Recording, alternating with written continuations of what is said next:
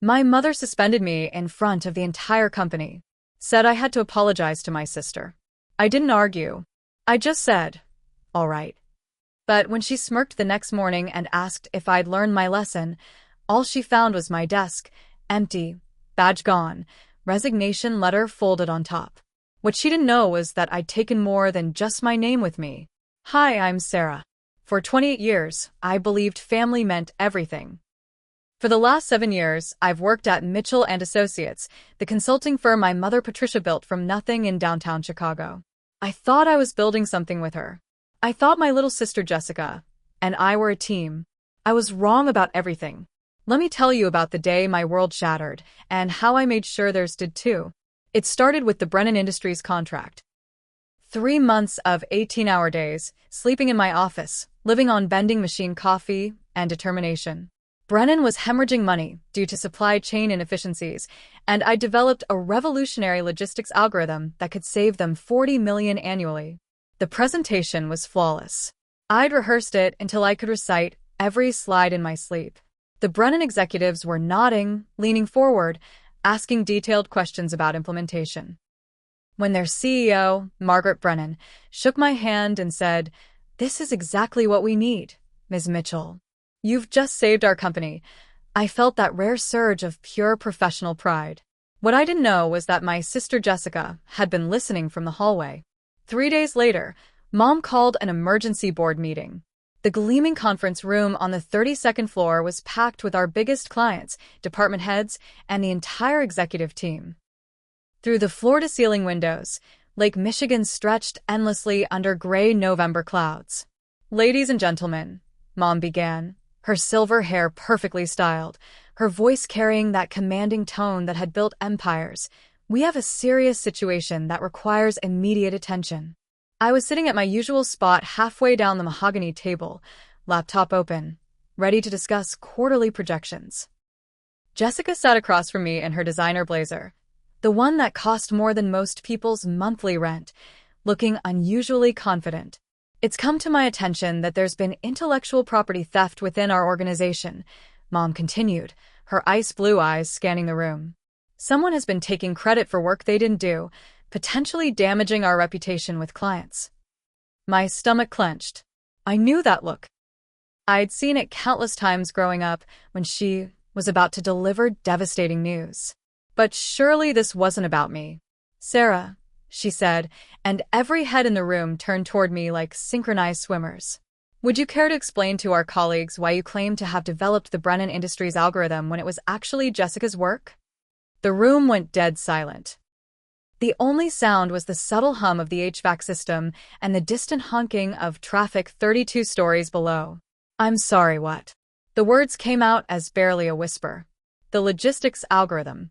The one you presented to Brennan Industries as your own innovation. Jessica has shown me her original research, her preliminary designs, her initial calculations. All dated weeks before you supposedly developed this solution." I felt the blood drain from my face. Around the table, colleagues I'd worked with for years were staring at me with expressions ranging from disappointment to disgust. Margaret Brennan was shaking her head, her lips pressed into a thin line. "Mom, there's been a mistake. I spent 3 months developing that algorithm. I have all my research, my drafts, my—" Enough. The word cracked like a whip. "Jessica, would you please show everyone the documentation?" My sister stood up with a triumphant smile that made my skin crawl. She clicked open her laptop and projected a series of documents onto the wall-mounted screen. I watched in horror as my own algorithm appeared, but with Jessica's name at the top and dates that predated my work by 6 weeks. "As you can see," Jessica said in her practiced presentation voice, "I began developing the solution in early September. Sarah must have accessed my files and decided to take credit for my innovation." The room erupted in uncomfortable murmurs. I recognized my own code, my own mathematical formulations, my own breakthrough insights. But somehow, impossibly, they all bore Jessica's digital signature. "This is insane," I said, standing up so quickly my chair rolled backward. "Those are my files. That's my work. Jessica, tell them the truth. You know I developed that algorithm." Jessica's green eyes, so much like Mom's, filled with perfectly timed tears. Sarah, I don't understand why you're doing this. I know we've had our differences, but stealing my work? Humiliating me in front of our clients. I need to see those files, I demanded, reaching for Jessica's laptop. Sit down. Mom's voice cut through the air like a blade. Now. The authority in her tone was absolute. It was the same voice that had shaped my childhood, that had taught me never to question, never to argue, never to make a scene. My legs folded beneath me, and I sank back into my chair. Given the seriousness of this situation, Mom continued, I'm placing Sarah on immediate administrative suspension pending a full investigation. She'll need to apologize to Jessica publicly, to our clients who witnessed this disgraceful behavior, and to the Brennan Industries team for misrepresenting our company. Margaret Brennan was typing furiously on her phone. Around the table, other clients were whispering to their assistants. I could see my professional reputation disintegrating in real time. I won't apologize for work that's mine, I said quietly. If you've ever been betrayed by someone who is supposed to protect you, hit that like button and subscribe right now. Seriously, I need to know I'm not alone in this. Too many people stay silent about family abuse, but your like tells me you understand what real betrayal feels like. Don't just be a silent witness to my story. The temperature in the room seemed to drop 10 degrees. Excuse me? Mom's voice was deadly calm. I said I won't apologize for my own work. Jessica let out a small sob. Sarah, please. Just admit what you did. We can work through this as a family. As a family. The words hit me like a physical blow. This wasn't about intellectual property. This was about power, about hierarchy, about keeping me in my place while elevating the golden child. I looked around the room, at faces I'd known for years. Tom Williams from accounting, who'd always brought me coffee during late nights. Maria Santos from marketing, who'd collaborated with me on dozens of successful campaigns. David Chun, our CFO, who'd once told me I had the sharpest analytical mind in the company. None of them would meet my eyes. All right, I said finally. The words tasted like ash in my mouth. Mom's satisfied smile was sharp enough to cut glass. Excellent. Jessica, would you like to address the room about how we'll move forward with the Brennan project? I sat in silence as my sister delivered a presentation using my ideas, my research, my breakthrough formulations. She stumbled over the technical aspects because she didn't understand them, but nobody seemed to notice or care. When Margaret Brennan asked a complex question about implementation algorithms, Jessica glanced at me desperately before giving a vague non-answer about consulting with our technical team. The meeting ended with handshakes and congratulations for Jessica. I remained in my chair as the room emptied, watching the city lights begin to twinkle in the gathering dusk. Mom was the last to leave. She paused beside my chair, her manicured hand resting briefly on my shoulder. I hope you'll use this time to reflect on your choices, Sarah. Family loyalty is everything in this business. I'd hate to see you forget that. That night, I sat in my Lincoln Park apartment, staring at my laptop screen in the darkness. My reflection looked back at me from the black monitor, hollow-eyed, pale, defeated. But then something shifted inside me. A cold, crystalline anger that sharpened my focus like a laser. I opened my laptop and began to work. For the next 6 hours, I dug through 7 years of digital records. Email threads, file modification histories, backup servers, deleted documents recovered from archive systems. What I found made my blood run cold. This wasn't the first time Jessica had stolen my work. The Morrison Industries turnaround strategy I developed 2 years ago? Jessica's name was on the final presentation. The Peterson manufacturing efficiency audit that had saved them $12 million? Jessica took credit in the quarterly review. The Innovation Workshop series that had become our signature client offering? Jessica was listed as the creator in company records. But it was worse than simple credit theft. I found deleted emails showing how Mom had been systematically reassigning my projects to Jessica at the last minute. I discovered backup files where my original work had been meticulously copied, reformatted with Jessica's name, and backdated to make it appear she'd done the initial development. The most damning evidence was an email thread between Mom and Jessica from 8 months ago. Patricia Mitchell to Jessica Mitchell, confidential, subject, Sarah's development plan. Jess, per our discussion, I think it's time to transition Sarah into more of a support role. She's brilliant with technical development, but lacks the leadership presence for executive advancement. I'll continue moving her major projects under your oversight, so you can gain experience presenting to senior clients. She doesn't need to know about the transition until it's complete. This is for everyone's benefit long-term. Jessica Mitchell to Patricia Mitchell subject. Sarah's development plan. Perfect. I've been practicing her presentation style, so the clients won't notice the switch. Should I continue letting her do the initial development work, or find other technical staff? Patricia Mitchell to Jessica Mitchell subject. Sarah's development plan. Let her keep doing the development for now. It's excellent work, and you're not quite ready to handle complex technical analysis. Just make sure all final presentations come through you. We'll gradually reduce her client contact over the next year. I stared at the screen until my eyes burned. 7 years of my career, my innovations, my late nights, and brilliant breakthroughs, all systematically transferred to build Jessica's reputation while I remain the invisible technical support. But I wasn't just angry anymore. I was strategizing. Because the beautiful thing about having developed all those client solutions was that I understood exactly how much the company depended on my work. And I knew something Mom and Jessica had forgotten in their rush to sideline me. I owned the client relationships. Not Jessica, who stumbled through technical questions and relied on vague corporate speak. Not Mom, who delegated client development to her department heads. Me. Sarah Mitchell, who had spent 7 years building genuine partnerships with some of the most powerful executives in the Midwest. More importantly, I'd been quietly developing something over the past 18 months. Something that would change everything.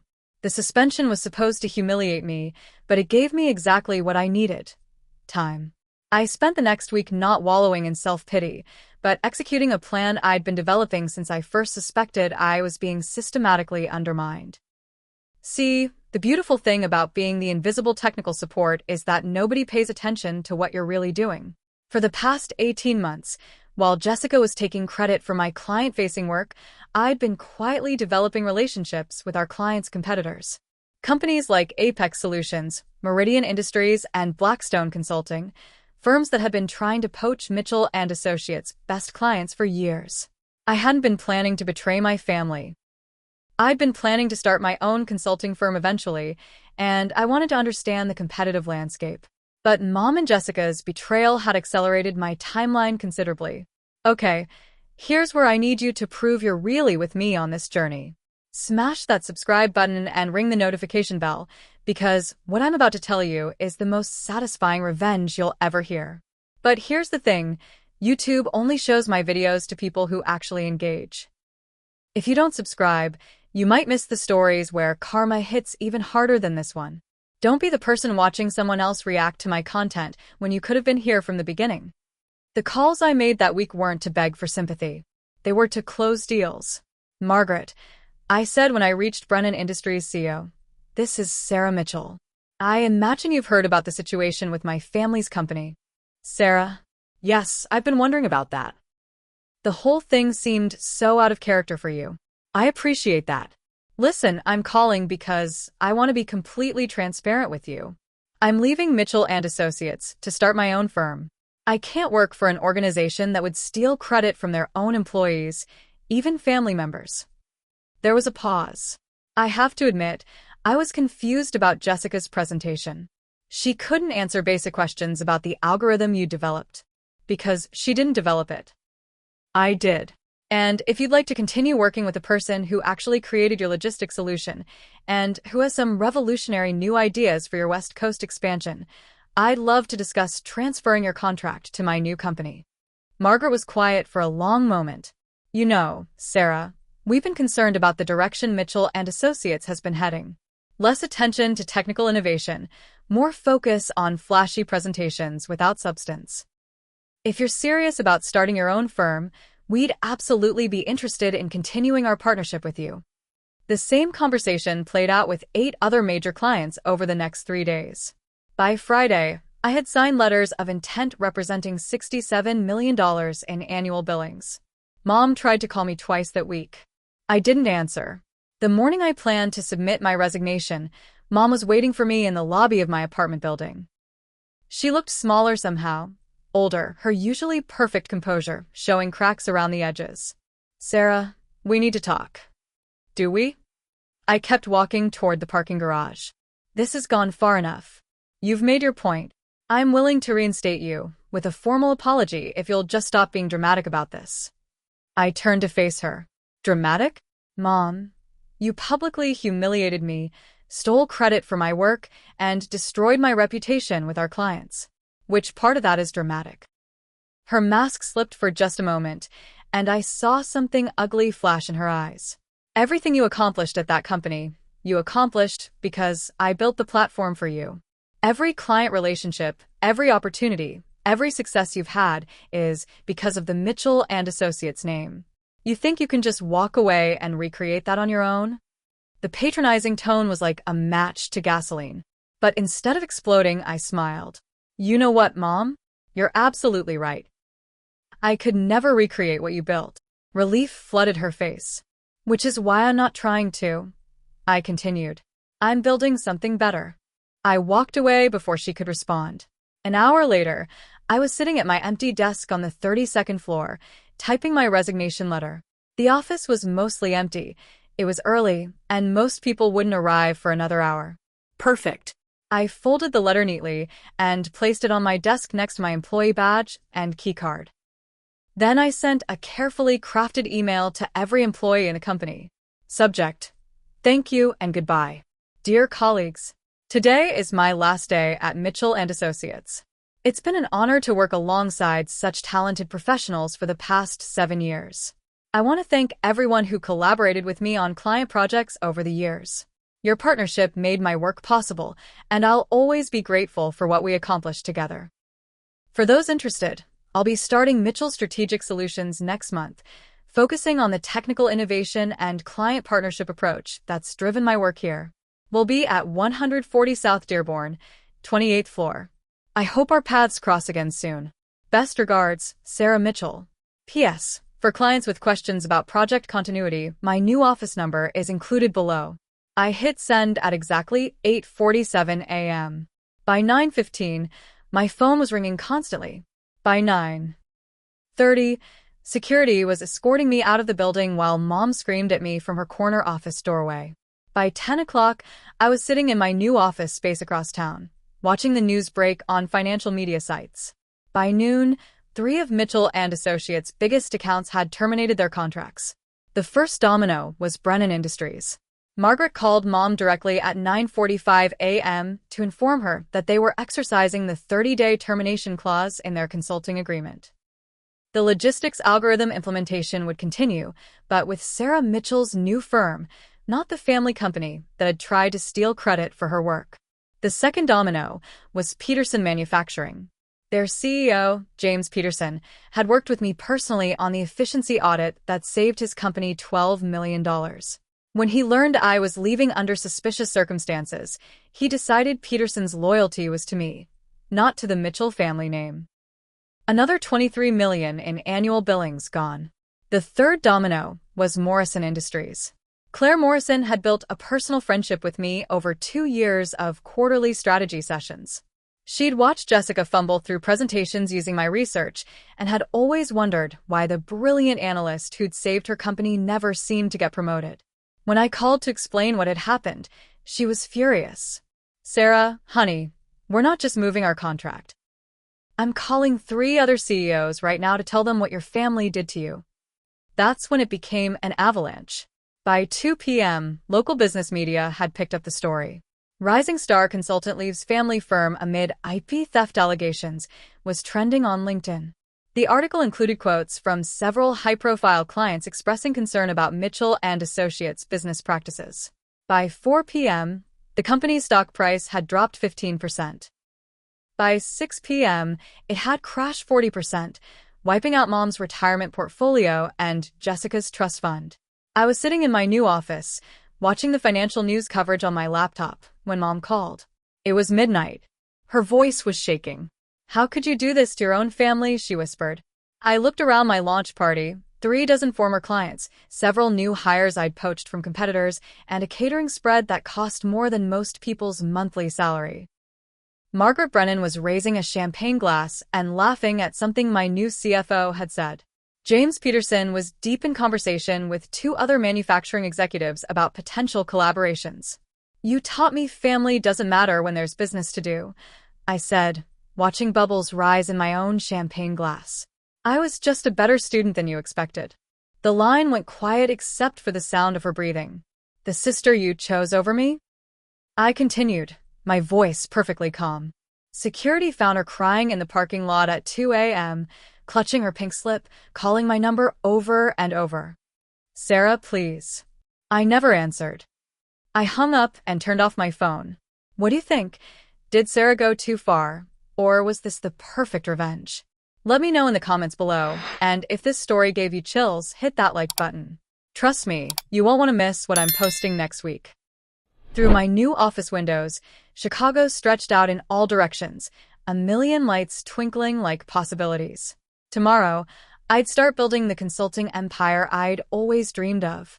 An empire built on genuine innovation, authentic client relationships, and the hard-won knowledge that family loyalty is earned, not inherited. Behind me, the party continued. My clients, my real partners, were celebrating not just my new venture, but the principle that talent and integrity matter more than blood and privilege. Mom was right about one thing. I could never recreate what she'd built. What I was building would be so much better. And Jessica? Well, Jessica could learn what it felt like to develop her own ideas for once, if she was capable of having any. The best revenge I'd learned wasn't destroying my family's company. It was succeeding without them, proving that everything they'd tried to steal from me was just a pale reflection of what I could accomplish when I stopped pretending they deserved my loyalty. Some lessons are worth $67 million. This one was priceless.